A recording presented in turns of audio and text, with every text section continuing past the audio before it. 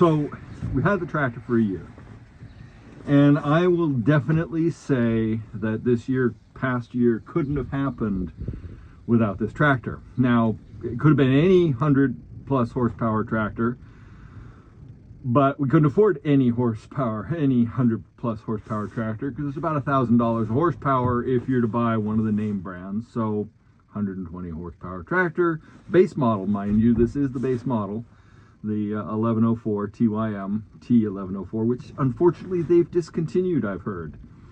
More about that in a second. Anyway, base model, I priced John Deere, I priced Case, I priced New Holland, and I looked, the Massey, I could only, off the lot, I could only find an 86 horsepower Massey. Nobody had over 100 that I, at the time when I was looking to buy. It would have taken months to order, and it would have been 120,000 minimum for the base model. This is a base model of this tractor, but it has features that on other tractors are add-ons. It's got a really nice automatic differential lock you can set. It's got automatic four-wheel drive, so that if you turn a certain radius, it shuts off, like as you pull out of a field. If you forget, that's kind of handy.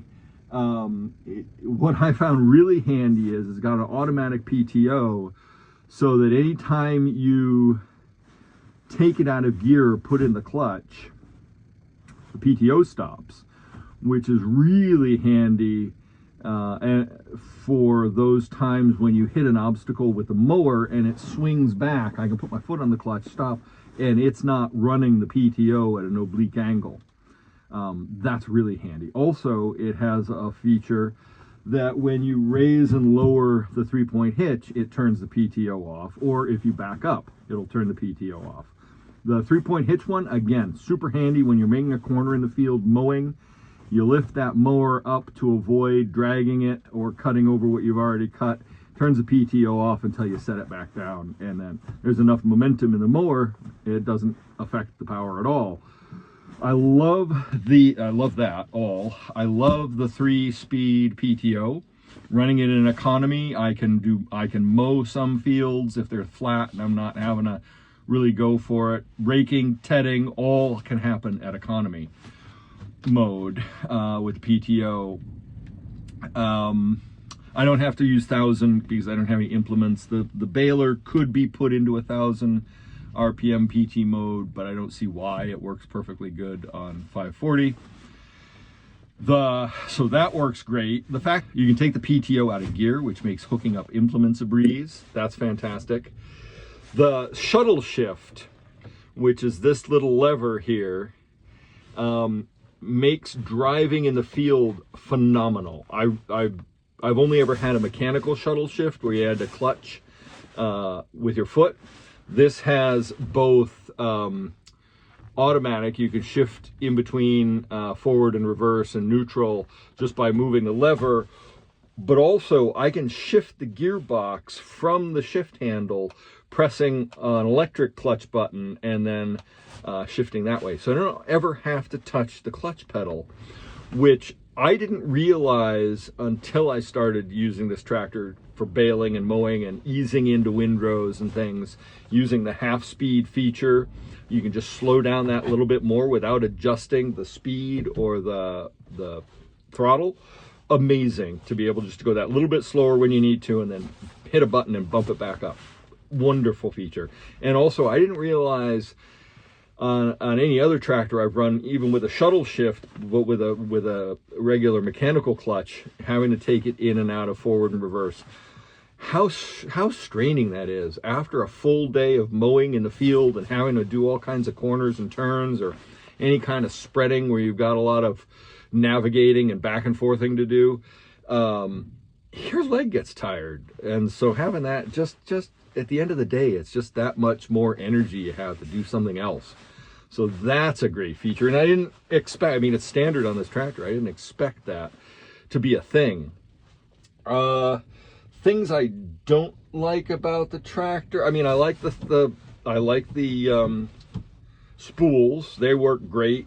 The one that has an indent is a little bit tricky to use because sometimes it catches. I don't want to take the indent out because there are things I'll need to use it for, but right now I have it mainly on the hydraulic top link. So it's a little hard sometimes to get it just right because it'll catch and lock and it's going one way or the other. And that's more a me problem than it. It's not not really a tractor problem. I'd like a little better place to hang the control boxes and things and mount a screen. That's an issue. As far as the heating, the radio, that's all really good. The seat's really comfortable. It's a really rough ride. Now that's partially maybe the ballast of the tires. That I could fix that ride, but driving over bumps on the road, going back and forth between farms and fields, this thing is really rough, and that's spine jarring. It could use a bit more storage in the cab, but basically, yeah, it's really good. The lights need to be upgraded. I'll upgrade them as they fail to LEDs to make them that much brighter for night work. And the mirrors are really good. I drive this up and down the road all the time. The one thing I say, I'm going to put a sign in the back, a little LED flashing digital sign to tell people to pass me, because people see a tractor driving on the road and just don't know how to behave. I've complained about that before. Yeah, things I don't like about it are the shuttle shift can be bumped. And so sometimes you think you have it in neutral, but you've gone too far. It doesn't have positive sets and put it in reverse or forward by mistake, or you're going to reach to do the turn signal. If you're like in town and you got to make a turn, you want to turn the turn signal, you accidentally, you're paying attention to traffic, you don't have your hand exactly placed right, you can bump it out of gear. That's been a problem.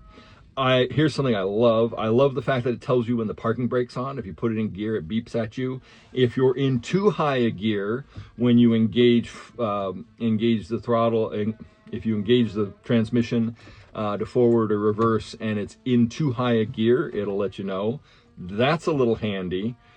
I was trying to think. I mean, it's basically a good sound, powerful tractor. I haven't had any issue with the tractor or the traction or the power it has. I haven't put it against anything really that bogged it down. A couple of times in really thick hay, the baler has made the tractor complain a little bit, but the baler is at the max limit for the tractor's PTO. The baler really wants 100 horsepower PTO minimum.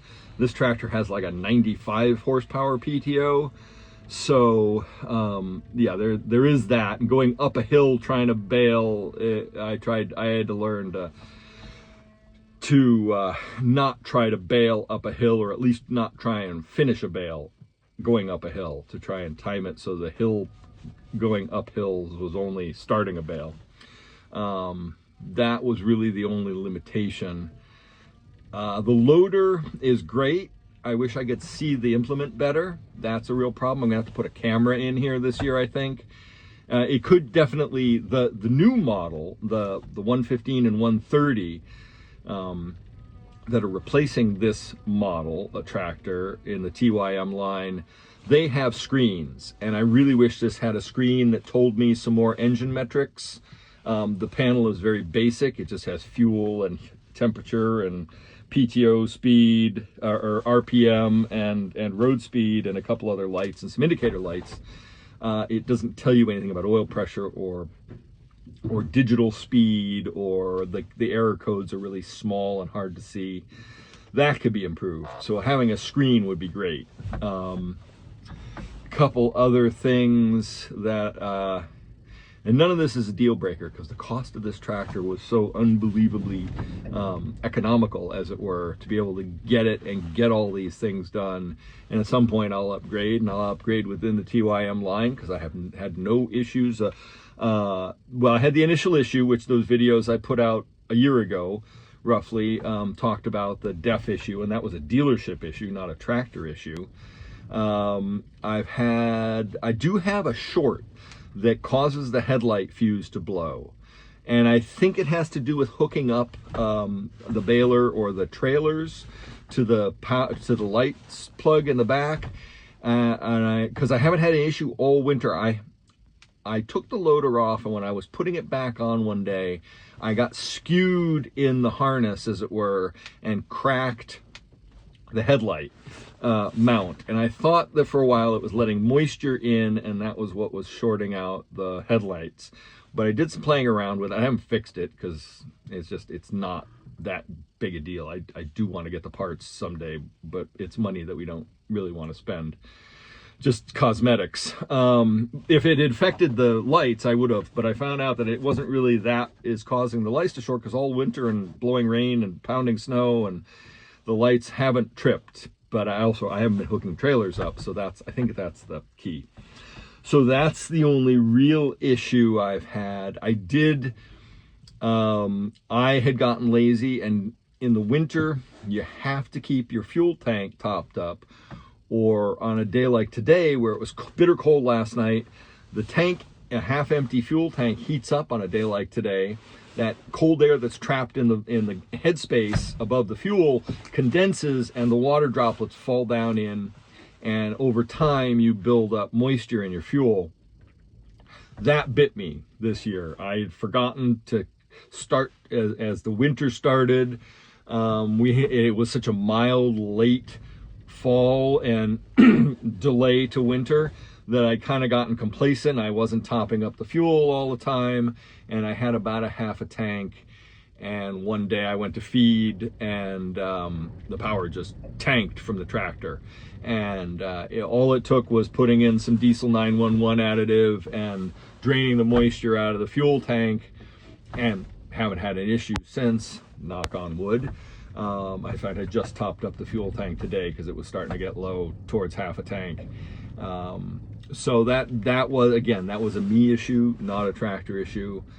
I'm sure there's some other minor annoyances that I've discovered using the tractor, but really nothing to ever prevent me from recommending it to anyone. I do wish the sunroof would open up. It's just a piece of glass up there. 90% of the time I keep it.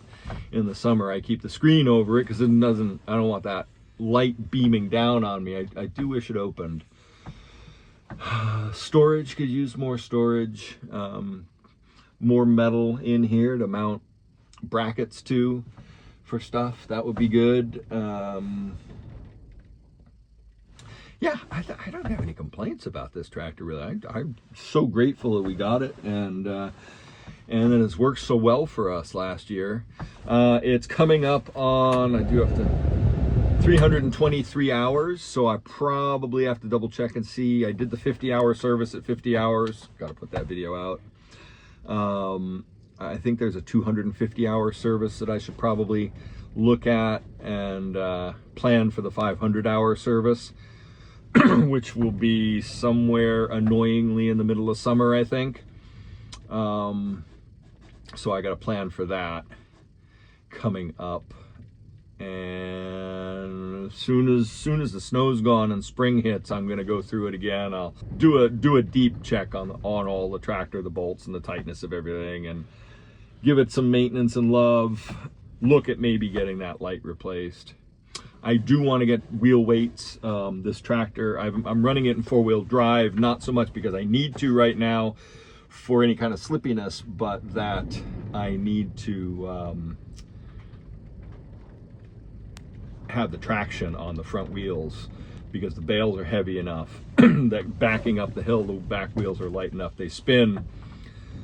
So I think I'm being looked for. Somebody's looking for me. So I've got to get some wheel weights and add some weight to the back of the tractor. All right, here is something I do, an annoyance. I just remembered as I got back in after dealing with the roof. The latch on the door does not stay tight. And this is the second latch. I had them come after, I was driving down the road, in May, so I had only had the tractor a couple months, and the door flew open. I hit a bump and the door flew open. The latch wasn't latching.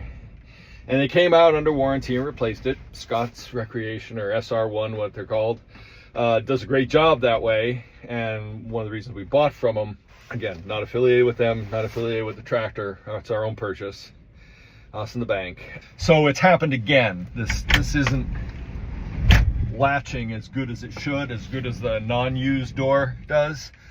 So but these are a standard latch. I think Agco makes them, and they're just using a standard door latch. So the latches are failed, and I don't quite know why. So I'll have to get them to come replace that. Well, this is still got another year of warranty.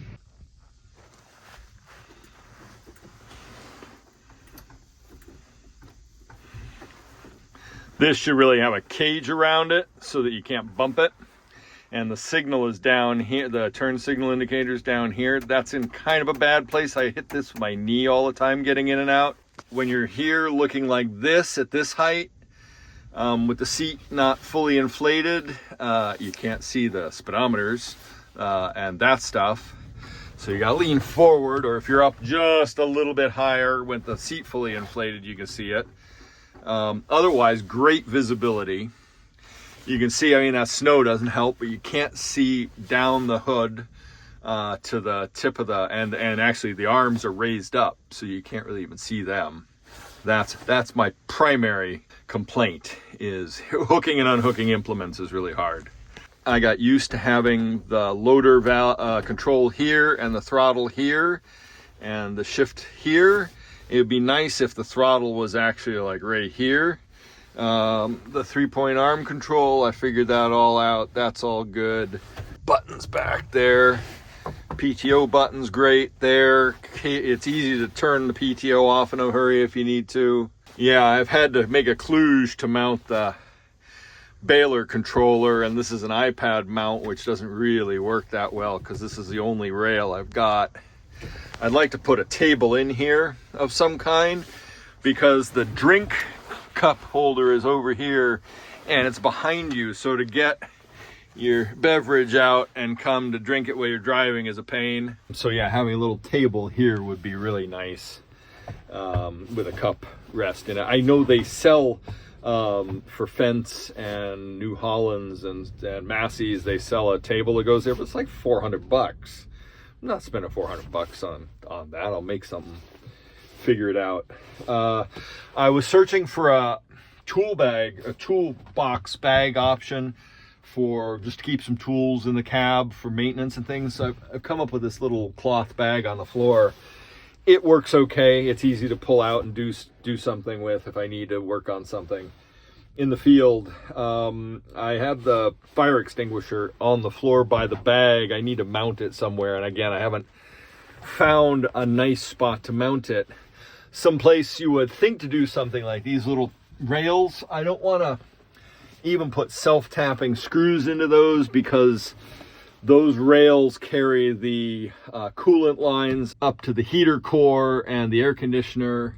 And I think in the other one, they've got electrical lines going up there, or return. So can't really tap into any of them. I think that's probably packed in there pretty tight. So I wouldn't want to even put a very short screw through those.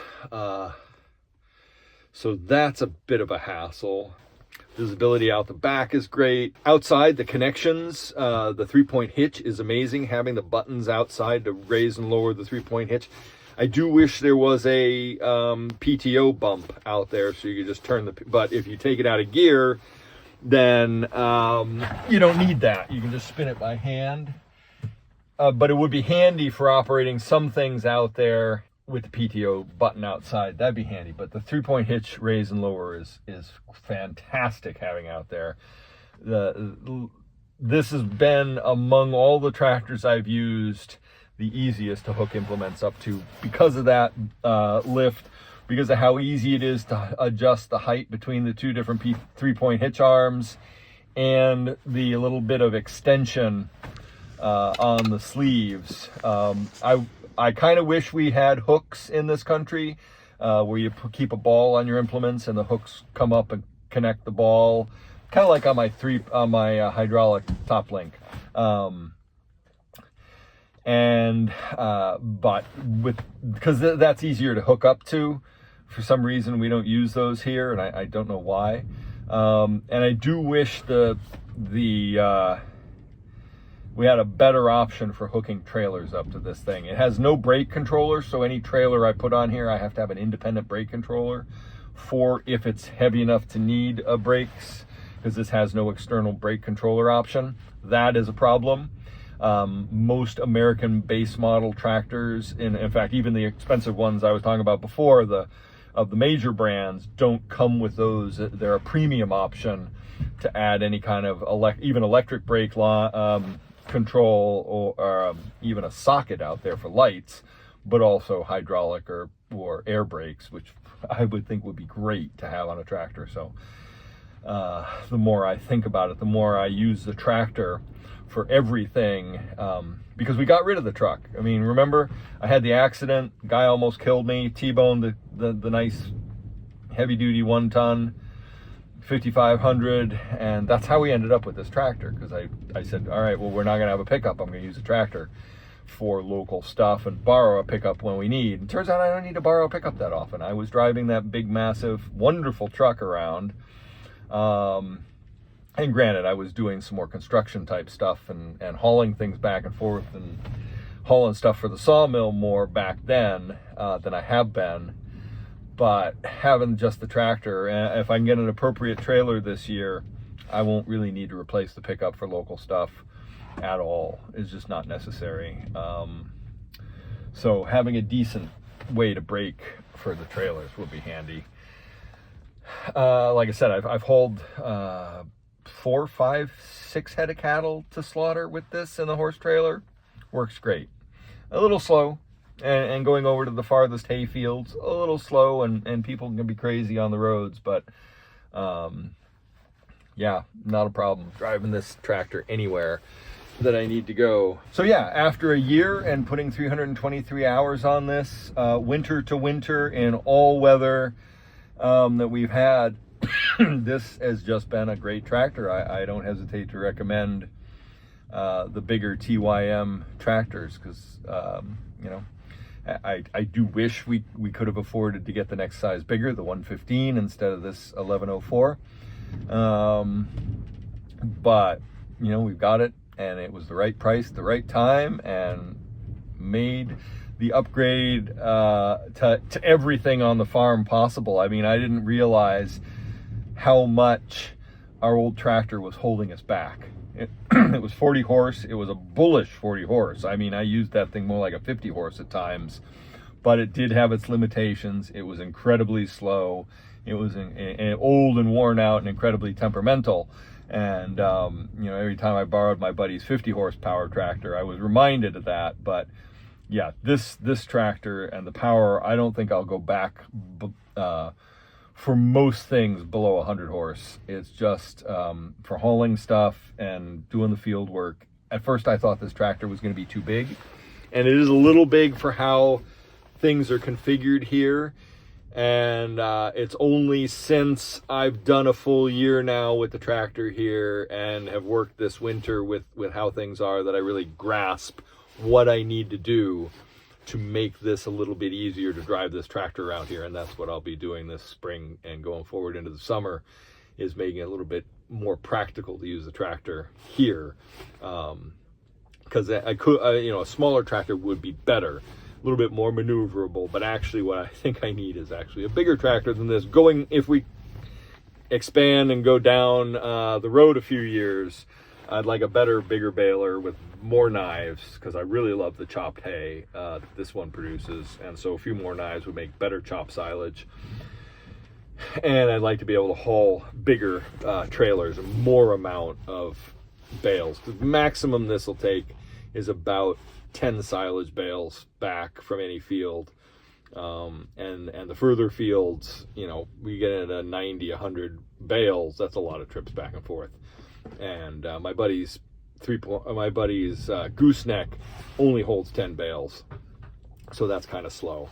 So yeah, having a better system for hauling bales is really, probably won't happen this year, but going forward, and a bigger tractor for a bigger baler, and maybe able to plow things. I want to try plowing and disking a field with this spring. I hope I can do that. and see how it works on groundwork. I was fortunate, it was very dry this past summer, and so I didn't, the few times I got into a boggy wet spot in the field, this had no problem getting out, and I didn't bury the tractor at all.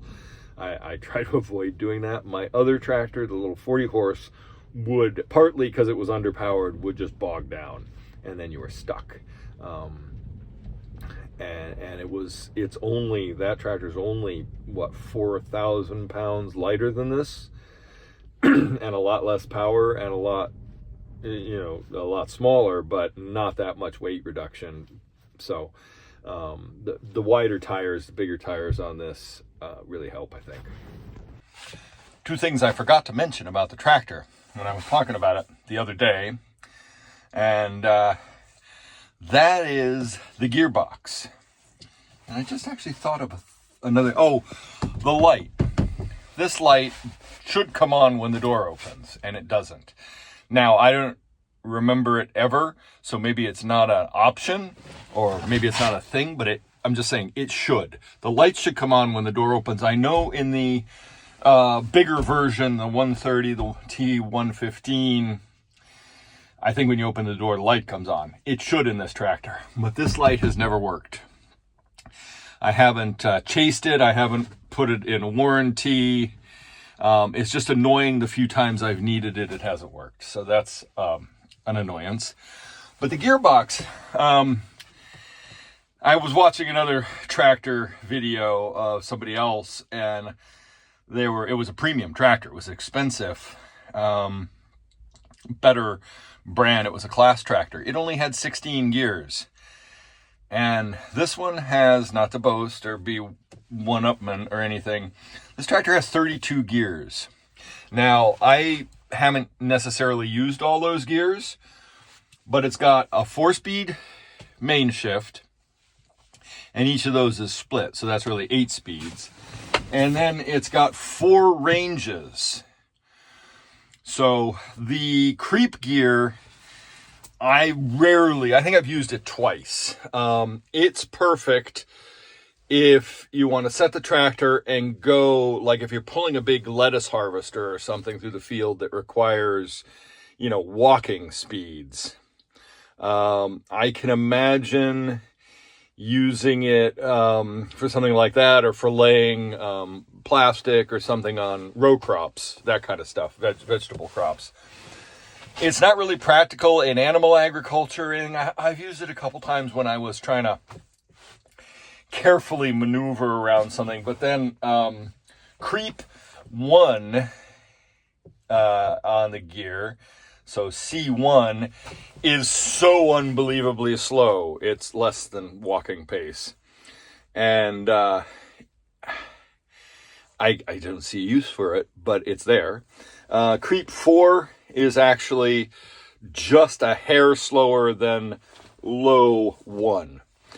Now, low is great for loading trailers and unloading trailers, anywhere you got to come up to something or use forks to pick up something, and you want to not have to worry about where you're focusing on the loader and not have to worry about the speed of the tractor. Low 1 is great for that.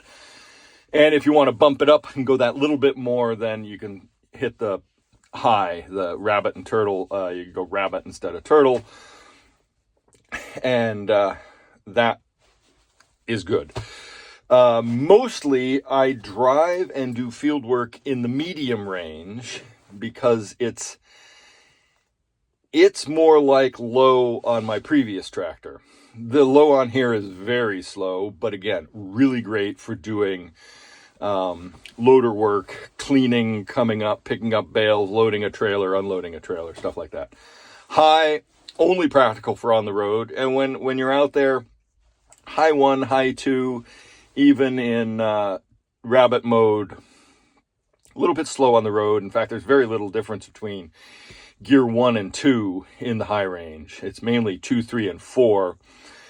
And 4, this gets up and goes. It goes 25 miles an hour on the road, 40 kilometer an hour. That's fast for a tractor of this class, which is great if you do a lot of driving like I do. Like my furthest fields away are 12 miles away. and I got to drive the tractor there, got to drive all the equipment back and forth. There is no loading a tractor like this practically on a trailer if you've got implements and stuff. And yeah, if I had crew and help and more tractors and a truck and a trailer to pull it, then maybe. But it just makes more sense to drive back and forth. So high, it gets up and goes. I wish this was a 50-kilometer gearbox, not a 40, but that's just me. So gearbox is great. The split shift is great. The high, low, medium, most of my work, like I said, I do in medium gear. Creep is also good for backing up to an attachment and just that micro adjustment that you might need. Gearboxes work good. I love the on-the-fly shifting without having to hit the clutch. That is fantastic. The other thing that I can say about this tractor is loading and taking on and off the loader. Well, it's easier than on my old tractor and easier than on some tractors. I wish it had a quick release for all of the hydraulic lines. I did do a modification where I used Outback wrap to identify all the hydraulic lines around the tractor because that just helps me, makes it simple, and it works really well. And the other thing is, if you don't get the loader taken off, and this is true with any loader, but on flat ground, that it is a bit of a bear to navigate putting it in, but it, like I said, way easier than on my case, and a couple of the John Deeres I've used. So I like that feature. Just wish there was better visibility. I think that's it.